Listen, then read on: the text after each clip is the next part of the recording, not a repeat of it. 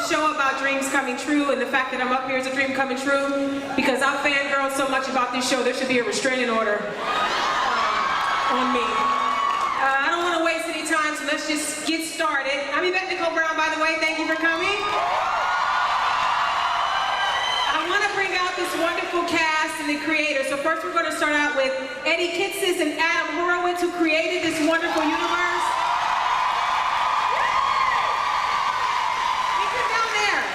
Everybody has to find their names. Up next is someone that gave me my own little personal charm attack this morning, Josh Dallas, who plays Charm. Up next is the fabulous and beautiful Emma Swan, Jennifer Morrison.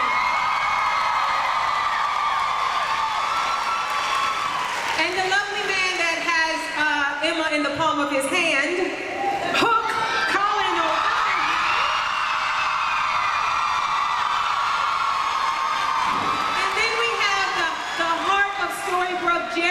Gilmore, who plays Henry. We have the gorgeous and vivacious evil queen Regina Lana Parrilla. We have the beautiful and winsome Belle, played by Emily Duravin. And last but certainly not least, we have Rumple, Mr. Gold Robert.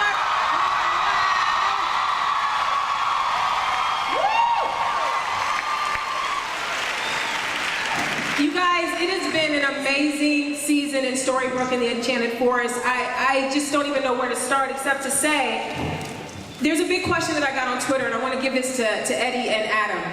What is the difference between true love and soulmates? Is there a difference? What is the difference? I'm not, I'm not sure. Well, I would say this. I would say that in our version of true love is when you truly love somebody, and soulmate is the idea that there's only one person for you, and I think on our show we've learned that happy endings aren't what they expect, and so even though you love somebody, if that doesn't work out, it's okay to love again. And I think with both true love and with soulmates, there are things that are in flux. You can work and you can find them, and there is always hope for finding what you think is your true love or your soulmate. I know that you can't find them on Twitter. There's been a lot this season about Belle and Rumbell. And there was a bit of deception in that finale. Robert, I want you to explain yourself. There's a dagger that is not a dagger, that is a dagger that you gave to Belle, and it wasn't the real dagger. It's very confusing. And then you asked her to marry you, and there's stuff that happened, so I need you to explain yourself like this. Do the ends justify the means? Well, I certainly hope so. I think that the story's got a long way to play. I think this dagger may come back again, and get lost again, and come back again, and get lost again. It's very difficult. Rumpelstiltskin is such a complex kind of guy, complex character. He's an addict. And he's addicted to power. He's addicted to magic. And it's very, very difficult, as anybody knows, that's been involved in any kind of addiction in their life, very, very difficult to shake that, to break that. And that's what this guy is. Can he truly love, since he's addicted to power? That's a really good question, that one. When we wrote it, he absolutely loved her.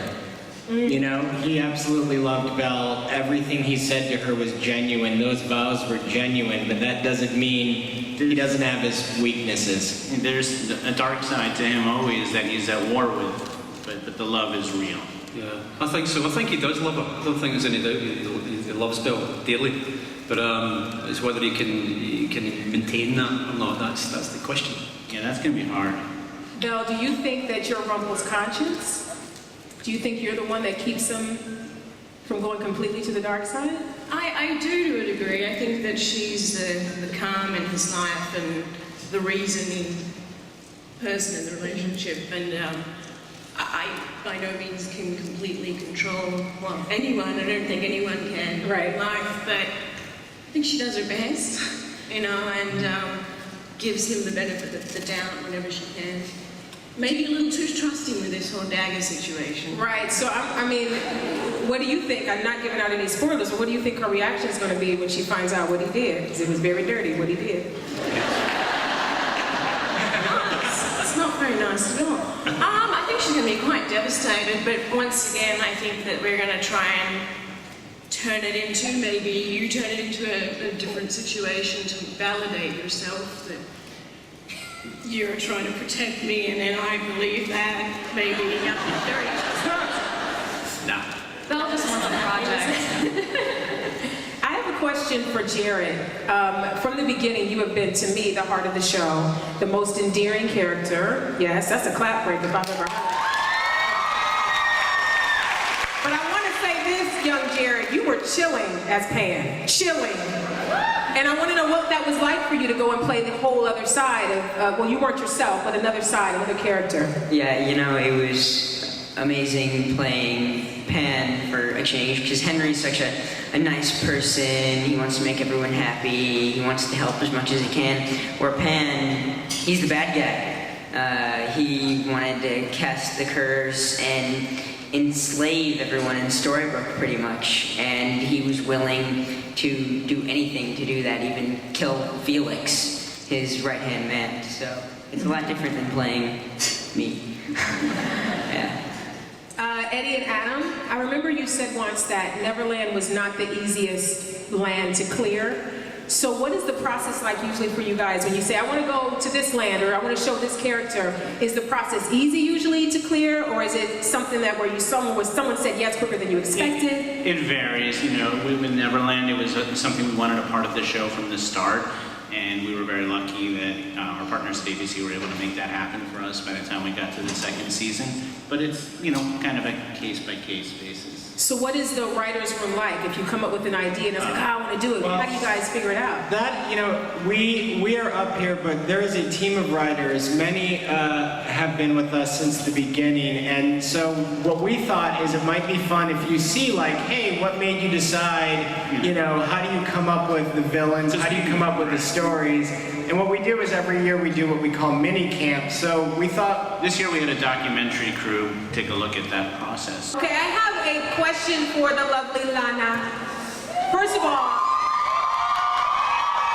girl, you are fierce in every way. You know I adore you.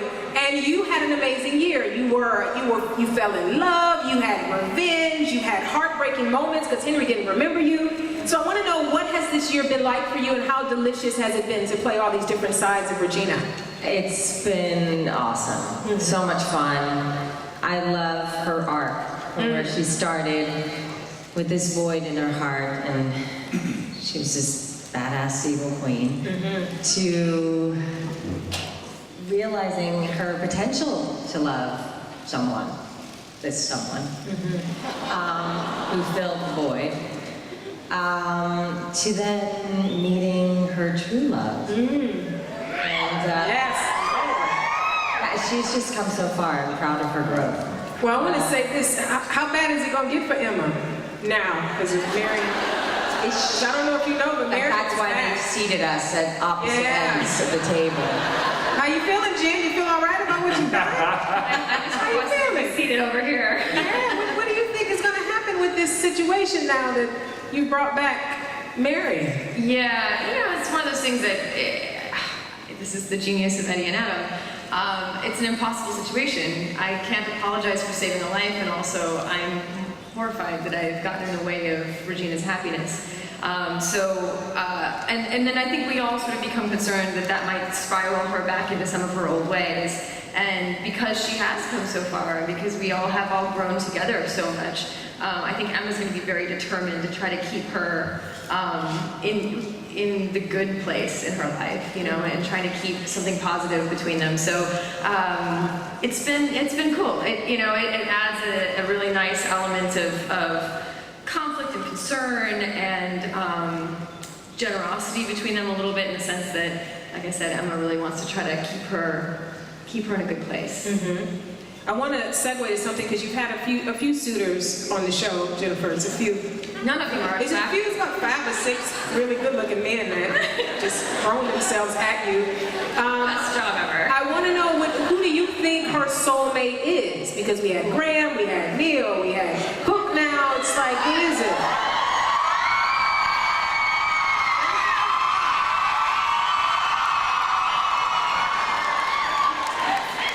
I feel like that might be an Eddie and Adam question because It's neither one of us. I think, for Emma, it's interesting. She's on her journey, and it's not really about her relationship. I mean, that's a part of it, but it's about her finding herself. And we've seen over the 3 seasons so far a woman who is lost. Nobody's listening to me. Oh, he's so cute. Aren't they adorable? Emma's on her way. We'll just see we'll see what happens. Since we're talking about the cutie to your left, is your left, right, left, right, left, left. Colin. Hi, Colin. So we hear that Hook's gonna come out of the hookish garb this year, and he's gonna have regular clothes. That's what I heard. And I wondered, before you leave those clothes, how heavy are they? The new clothes or the old clothes? The old clothes. I think the jacket weighs, I think they told me it was 50 pounds. Wow. Yeah. Okay, so you're kind of happy that you're going into new. Yeah, it'd be nice to wear something new. Yeah, I remember, we lost a great character this year. We lost Neil, and I thought all of the buys were touching, but the one that touched me the most was when you got to say, I forgot that, I haven't touched on the fact that I was with you when you were a little boy. So how was that for you, for Hook to chase after one Bellfire's love, right? Yeah. And then how was it to kind of have that moment to say goodbye to him? It was great. It was kind of, because Mikey and I are great friends as well, so it was kind of a touching scene to do, you know what I mean? And it's a big thing for Hook to suddenly realise that, he would have given up everything for Bellfire. Mm-hmm. If he'd said that he wanted to stay on the Jolly Roger, he would have, looked after him, and his whole life would have been a completely different thing. But I think in that moment he realised that, there are more important things than, sort of chase or people having fighting and stuff like that. And it was just about his pure love for Bellfire, I guess. Agreed. Josh, I'm sorry, we're trying to do a panel. You're distracted.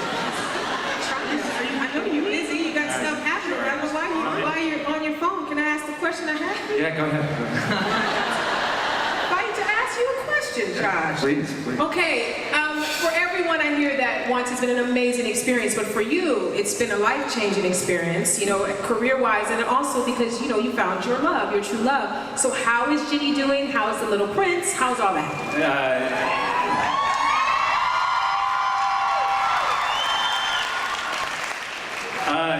Fatherhood is the greatest thing that's ever happened to me. Jenny is doing great. Oliver is, he is probably my soulmate for sure. So they're doing great. I think it's a good time to go and get a question from the audience. Who's ready? Hi, honey. What's your name? I'm Danny. Hi, honey. Hi. My question is for Colin. Hook's redemption line is quite interesting. At what point do you think he decided to be a good guy? And could you sign this little... I think that he sort of... I think that he always had goodness in him, and he's so self-serving. I think for so many years he just, he wanted to get him, and I think he was willing to use whatever means he could to do that. And now he sort of, when he met Emma, Are you saying I'm responsible for your goodness? Possibly. He realised then that he had to. Just want to clarify. He could find love again, I think, and that was sort of when he sort of had a bit of a change, I think. Thank you. Let's get another. Oh, look at the little princess. Hi. Or are you the evil queen? What's happening back there? I have a question for Regina. Oh, so cute. Hi, you look beautiful. Thank you. How does it feel to play the character that changed from evil to good? I think it's quite refreshing. I really do. I like it. I like playing different sides of her, and She's such a colorful, complex woman. And I'm never bored. I'm never, ever bored. And you are stunning. Can you just turn around for a second and let me see that cape? Wow. Nice job. It's pretty awesome. Thank you for your question, honey. Hi, little mama. What's your question? Are you ever gonna make Flynn Rider a main character? Would you like to see that? Is that a question or a request? I don't know. What does the audience think? Would you like to see Flynn Rider? Maybe we'll throw it in the laboratory and see what happens. See what the pizza guy says. My question is for Robert. I was just wondering, as an actor, how do you approach going through a scene that features your son's death? Listen, just to say, you two look absolutely fantastic. You look great. Well done.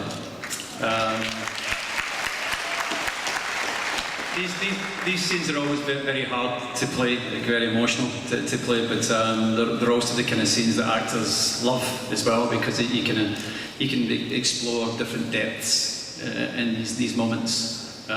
So I always enjoy it, and Adam and Eddie always write it so well, so it's always a pleasure to perform it. I have a follow-up question. What is Mr. Gold's name in Storybrooke? What's his first name? Mr.? No. Listen here, Adam and Eddie. It's time to reveal Mr. Gold's first name. Barbara. Barbara? Barbara Gold. Barbara Gold. Everybody who wanted to Barbara go. Gold. There you go, Barbara Gold. All right, that's canon now. Go ahead, Eddie. Archibald could be cute. Archibald. Archibald Gold.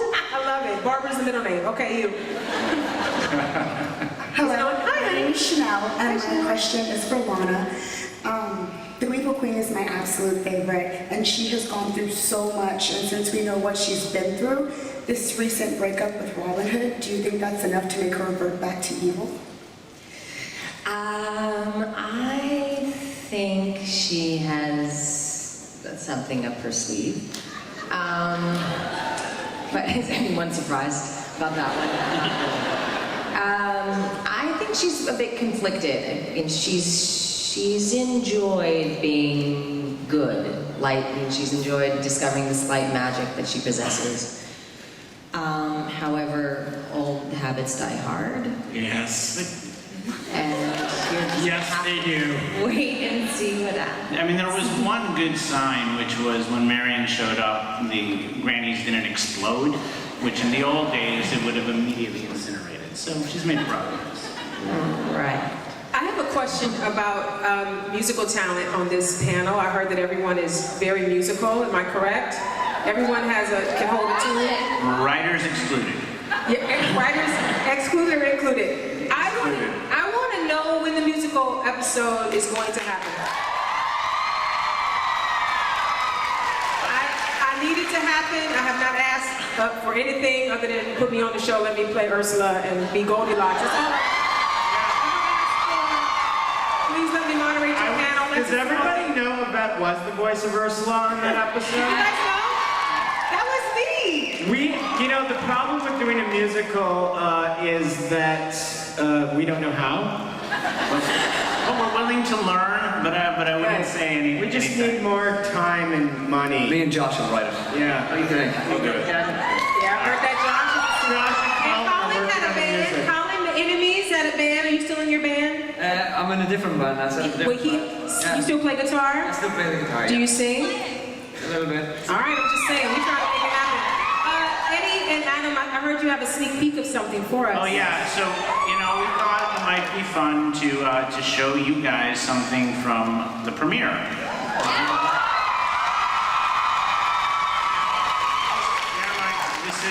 This is a work in progress. We're still shooting, putting it all together, but we wanted to do something special just for Comic-Con. It won't be seen anywhere else. But And it was literally shot a few days ago. And in all seriousness, we've shown you some gag stuff. This is real. This is from the season premiere of this fall. So hope you enjoy it. I wanted to ask Jen, I remember you said in an interview once that you only got to play in Storybrooke and New York, and then you got to do your little Back to the Future homage and go back. So how was that putting on the corset and riding the horses and doing all that? Well, I still haven't gotten to ride a horse. Okay. I'm still waiting for that. But no, I had such a great time. I really enjoyed that journey, and I was taken by surprise about how much I felt included in the show in a different way. I didn't realize that I had missed out a little bit. People would always say, are you jealous you don't get to wear the dresses? And I was like, no, I'm good. I'm pretty comfortable in my clothes.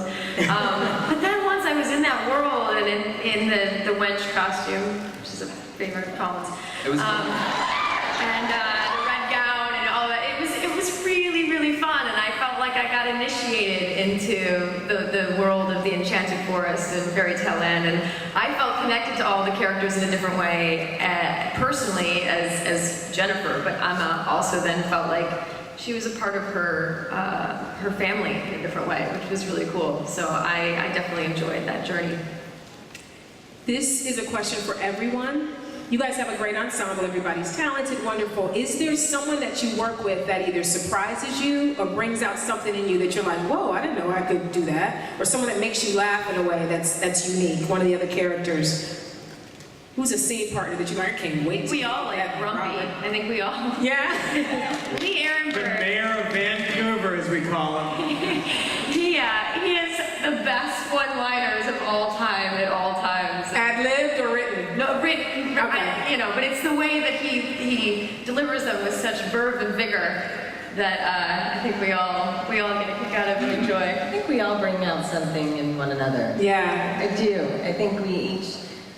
It's a unique relationship. Every time I work with Bobby, it's its own thing, and then I work with Emily, and that's its own thing, and Jared and Jen, and it just. Yeah. It's, years into this. Yeah. We've become friends. We've learned about each other in different ways, and then our characters have evolved. So I find, at least speaking for myself, that it's unique with every individual. And it's something unique about the show in that the way it's written, if it's a Belle and Rumple scene, it's like it's their show, right? If it's Regina and Henry, it's their show. It's like all these little shows within this whole thing, and you never get tired seeing whoever happens to be on stage, which is great. Let's go to another question out in the audience. Hello, dear. Are you Pan? Yes. Hello, Pan. You're very evil, but hello. Hi, my name is Tia, and I was asking just for everybody, what was your most difficult episode to film? Probably all have different episodes. The boat. The boat to Neverland. Yeah, that one we literally was just challenging. hosed them down with wind machines. Yeah, I think the boat was physically demanding on everybody in different ways, including the crew and the actors. We were some of the physically hardest stuff for me was just doing the underwater stuff. You don't realize you've got like a big tank with water being thrown around and lightning flashing, and they're like, hold your breath for 2 minutes and act underwater. And you're like, oh, okay. So I had to have a lot of faith in Mr. Dallas to drag me to the surface without me. Charm attack. Charm attack. I love the multi-generational redemption story we had with Pan and Rumple and Bay. And I know also in the Once universe that people don't stay dead for long. So I'm just wondering and hoping, as I think the audience is, will we see more of Neil in either Storybrooke or... I would say that Neil will always live in flashbacks and in our heart. Yeah, I mean, it's the wonderful thing about the way we do the show is characters can come and go, and death may be a terrible thing, but it doesn't mean it's the last time you see someone. Awesome. We have the chance for 2 more questions. Maybe more if you guys are quick. Nobody was really upset, but 2 more questions. Let's go. Because we started early. Let's go. Holy crap, I'm up here. You're all right. If you It's you can do this. You can do it. Huge fan. My question is, will Rumpelstiltskin and Henry develop a relationship now that Neil has passed away? Since, we're all focused on the mother's side. I mean, what about the father's side of the family, so. I would say that Henry's going to go into the family business for a little bit. Yeah. There will be a relationship that's developing early on. Yeah. Well, I'm talking about the pawn business. Okay. Yeah. Because Rumple kills people. I don't want Henry in that business. It's a rough business for a boy. That true when you put it like that. All right. I meant more like doing inventory in the back of Maybe a little sniffing out.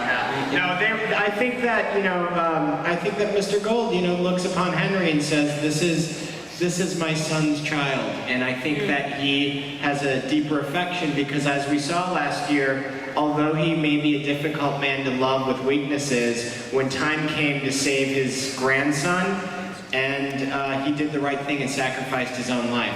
Yeah, we're definitely exploring that relationship more, and without giving anything away, we just shot a beautiful scene between the two of you, which the other day, which I'm really excited to see. It's a good one. We have time for one more question.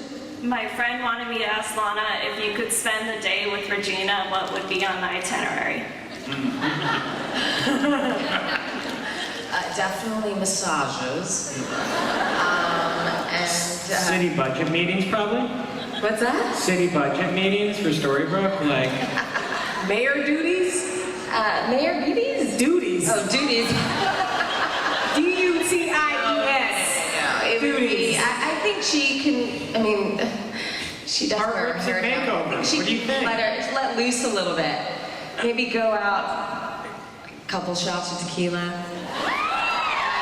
town, boogied out on the dance floor. I think she can use a night out. Loosen up a little bit. I love your young Regina costume. Nice job. Yeah. Do we have one more? We're done? One more? Okay, guys, I wanted to read something that the writers wrote this season that was really beautiful, and I wanted to read this for you guys because it went by so fast you might have missed it, but it's something that Snow said to Henry. She said, "Fairy tales are a reminder that our lives will get better if we just hold on to hope. Your happy ending may not be what you expect, but that is what will make it so special." So think about that, because we all have disappointments in life and things happen, but if you keep hope, it's going to get better. Now, that was lovely. I would say this. The characters up here, it's great that everybody, has your favorites and has everything, but our job at the end of the day is to inspire everybody out there to get your own happy ending. Right. Yeah. And that's what the show is about. Now, I had two burning questions. One was what was Mr. Gold's name, and then the other one was how you gonna come up here and not talk about Elsa and Anna? I just feel like it's rude. I just think it's rude. That's what I feel. It is insulting that we would come here and not show you anything.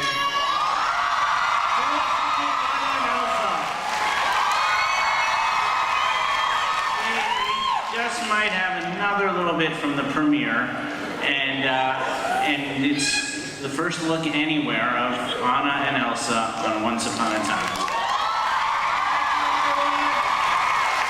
I have just a couple more questions because we have a little time. We have like 3 minutes, and we're gonna use it all. Are we ever going to see more about the missing year, or is that done? Never say never. Never say never. And will there ever be a big bad that doesn't have magic to use against the main cast? Somebody really loves that Cruella de Vil, so they want to know if there's going to be a big bad where her weapon is a bad attitude, only a bad attitude. I would say that's a distinct possibility. Cruella de Vil would be interesting, yeah. Wouldn't that be great? And I'd like to thank Josh for laughing at all my jokes. She's very funny. We did a great job. Let's thank her. Thank you guys. Thank you all for coming. This has been a great time. Everybody feel okay? Did you get what you need? Everybody feel all right? All right, so we're going to let them leave the stage, and let's give a hand one more time.